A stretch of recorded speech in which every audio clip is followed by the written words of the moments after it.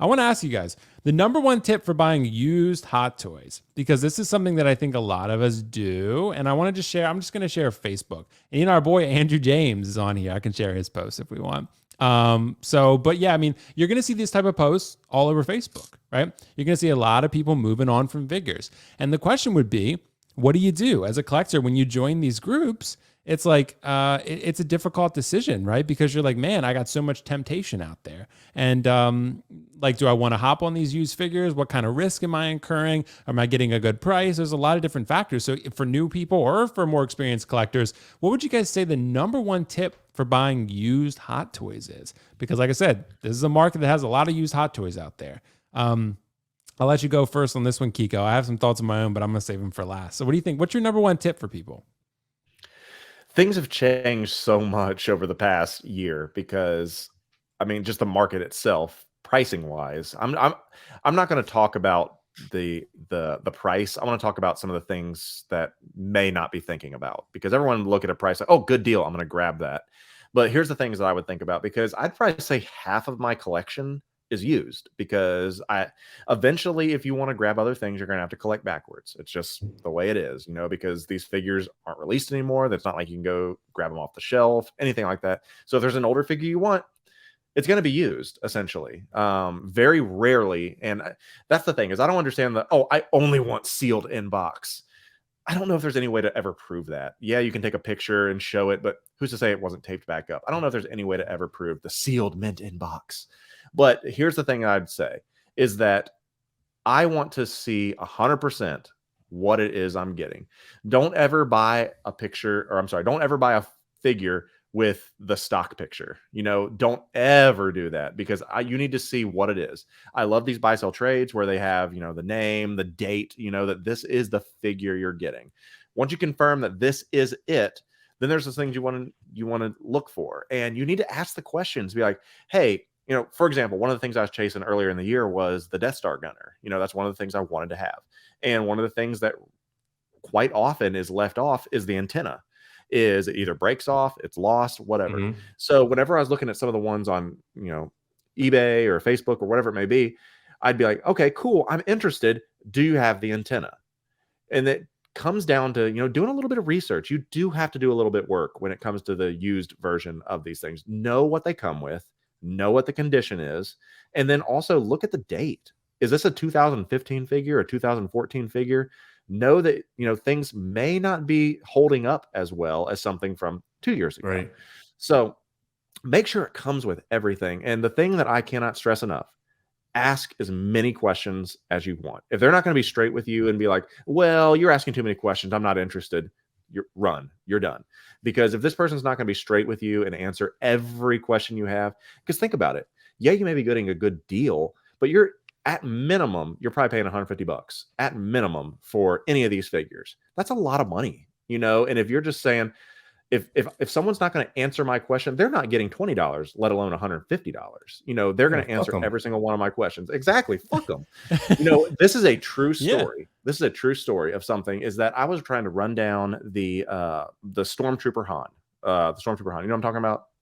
Yeah, the one from A New Hope, right? Or is yeah. Not, it was a Toy Fair exclusive, and that was one of the ones I was running down. It was a companion piece. I needed it to go with Luke because I had Stormtrooper Luke. And so I had gone through and I found one on eBay. Okay. It was a really good price. I got super hype. Buy it now. Cool. It shows up. I unbox the fucker. I'm like, what the hell is this? It's a knockoff head sculpt. Because it comes with the smirking head sculpt. Oh my God. Yeah, because the one about Stormtrooper Han is the smirking head sculpt. That's the one that the people like. They think it's the most Harrison Ford looking sculpt. And I'm like, okay, motherfucker. And so I went through and looked at all the pictures, and I could confirm on the eBay post, dude posted the pictures of the knockoff head sculpt. I'm like, shit, did I just fuck myself? Did I just kind of pay this amount of money for this? And I just got literally half a figure. And so I messaged the dude. I'm like, my man, I don't know if I should have looked at these a little bit closer, but you realize you gave me a fake head sculpt? He's like, oh man, I'm so sorry. I must have messed it up.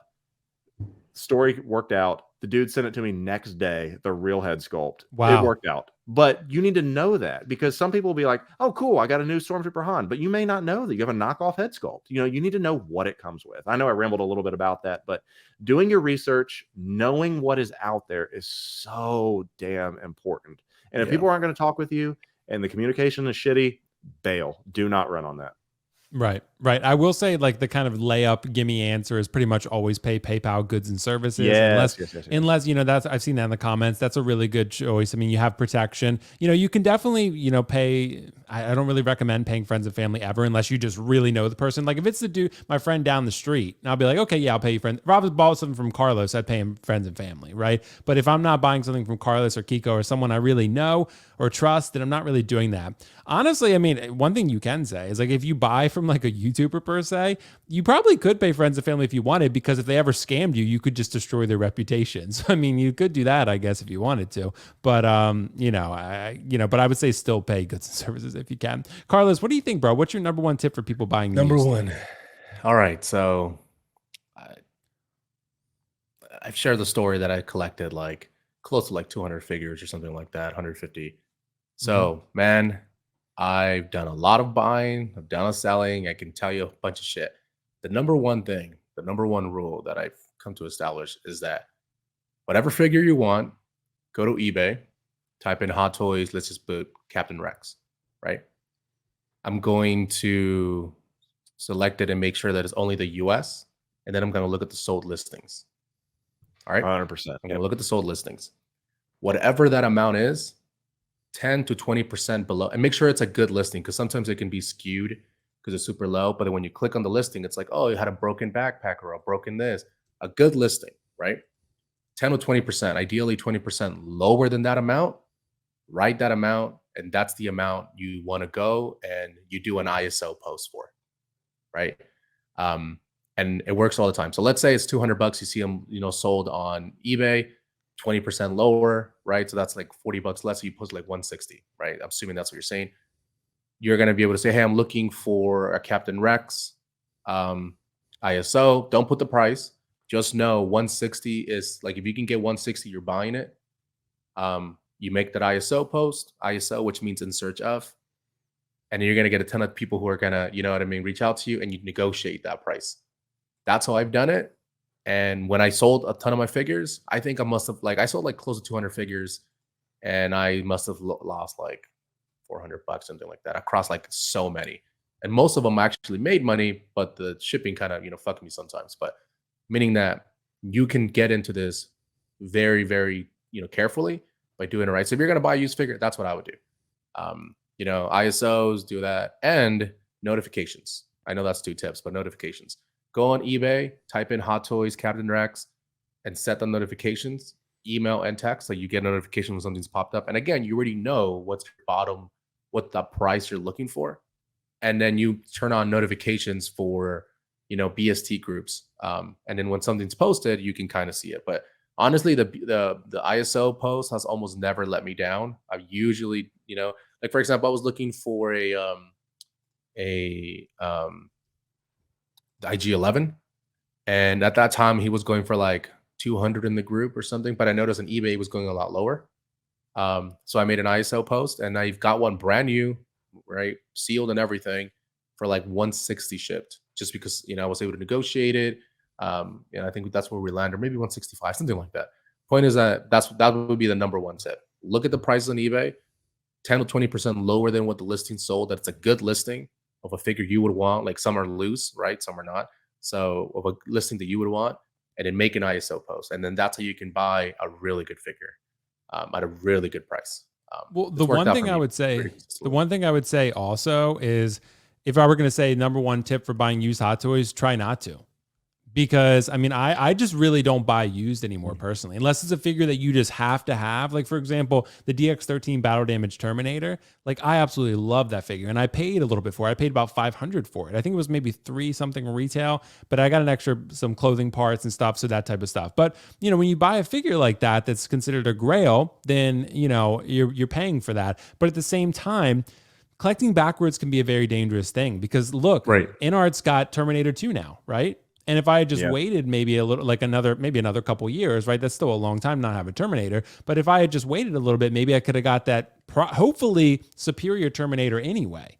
So I think more often than not, things do have a way of working themselves out. With third party, it's a little bit different. I understand that. I paid for cloud too, so I get that. With used Hot Toys though, I would just say, you know, like you guys have given excellent points. Scout the deals. I mean, the number one most simple tip, honestly, would be to not use eBay unless you have to. Facebook groups, you are always going to get things cheaper. Right. People just, you'll always find a better deal in the Facebook groups. 16 Republic, BST, plenty of other groups out there. There are so many cheaper Hot Toys on Facebook because people on Facebook are just willing to unload. They're just ready to get rid of the figure and want to move on. Yep. So that like with me, like when I sold a lot of my figures, I was like, just give me something reasonable and I'll take it. Because and I know someone's saying, oh, there's a lot of scammers, and there are, you know, but so I would say that my tip of the ISO, I out of the 200 figures, I think I might have had, like, I'm not even kidding, like 4, maybe 5 problems. So I rarely had any problems at all. I had like one or two, yeah. Because what Kiko said is that I would message them and I would be like, and even the slightest little thing, like if I saw like